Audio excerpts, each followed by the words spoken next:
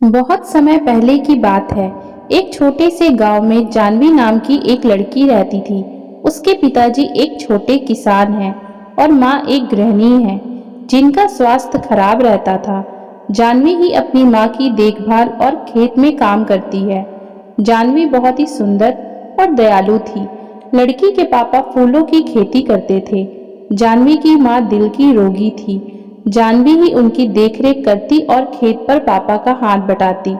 एक दिन जब जानवी अपने खेत में फूल तोड़ रही थी, तभी उसे एक बहुत मधुर संगीत और गाने की आवाज सुनाई दी। पहले तो जानवी ने ध्यान नहीं दिया, पर जब वह संगीत में मदहोश होने लगी, तब उससे रहा नहीं गया। जहां से गाने की आवाज आ रही थी, जानवी उसी ओर चल दी। पास जाकर देखा, एक हट्टा कट्टा लड़का अपनी आंखें बंद करके गिटार बजाते हुए गाना गाए जा रहा है। जानवी उस अनजान लड़के को एकटक होकर देखने लगी। बहुत देर तक जानवी उसको देखती ही रही और संगीत में खोकर उसके पास आंखें बंद करके बैठ गई। जब लड़के ने गाना बंद किया और आंखें खोली, तो देखा एक सुंदर और मासूम सी लड़की उसके सामने बैठी है। लड़के का नाम राज था। राज ने पूछा, कौन हो तुम? जानवी एकदम से चौंक गई और कुछ ना बोल पाई। धीरे धीरे दोनों ने बात करना शुरू किया। जानवी ने राज की गाने की तारीफ की और राज ने उसकी सुंदरता की।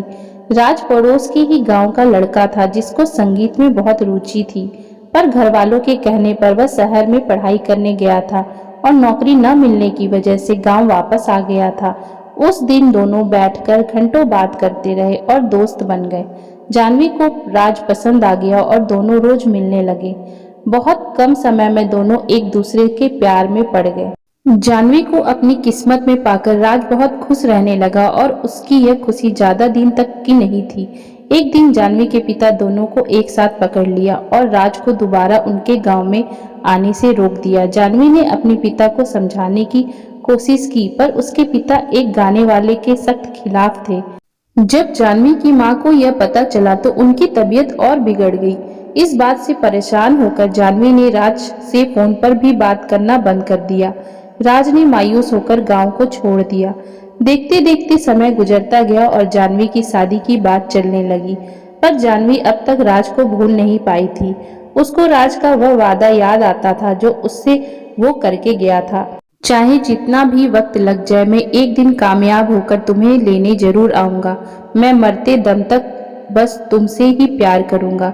तुम मेरा इंतजार जरूर करना। कभी कभी जानवी को लगता था कि राज उसको भूल गया है और कभी कभी लगता था वह जल्दी ही वापस आ जाएगा। न जाने कितनी बेचैनी और दर्द में जानवी जी रही थी।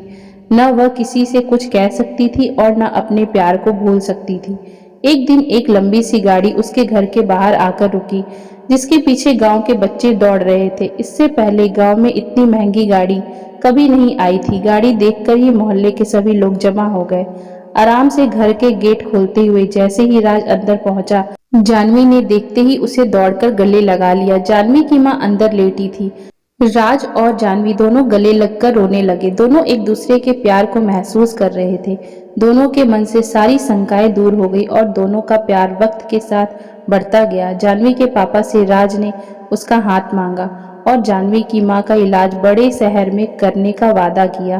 राज शहर में बड़ा गाने वाला बन गया था। उसके गाने टीवी पर आने लगे थे। आज उसके पास वह सब कुछ था जिसको जानवी के पिता ने कभी देखा तक न था। उसके पास शहर में बंगले और कारें थी। जानवी के पिता इस बार राज को मना नहीं कर पाए और दोनों के प्यार को देखकर झुक गए और दोनों की शादी धूमधाम से करा दी। जानवी और राज ने अपना पूरा जीवन खुशी खुशी बिताया और जब वह शहर से बोर हो जाते, तब वही उस खेत के पास आते जहां वह पहली बार मिले थे। राज गाना गाता और जानवी उसकी बाहों में संगीत का आनंद लेती। दोनों ने धरती पर ही स्वर्ग का आनंद लिया। तो दोस्तों, अगर आपको हमारी ये कहानी अच्छी लगी हो तो कृपया आप हमारे चैनल को लाइक, शेयर एंड सब्सक्राइब जरूर करें, जिससे हम आपके लिए और भी अच्छी अच्छी कहानियाँ लाते रहें। Thank you for watching.